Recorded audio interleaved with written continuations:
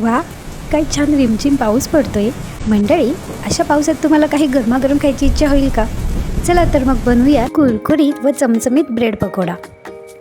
कांदा भजी आपण ही नेहमीच खातो, पण तीच रेसिपी आज मी तुम्हाला थोड्या वेगळ्या पद्धतीने दाखवणार आहे.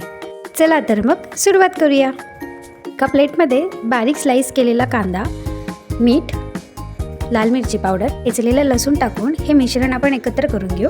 आता अर्धी वाटी तांदळाचे पीठ, 1 वाटी डाळीचे पीठ, चिमूटभर साखर व बारीक चिरलेली कोथिंबीर घालून आपल्याला हे मिश्रण चमच्याच्या साहाय्याने एकत्र करून घ्यायचे आहे.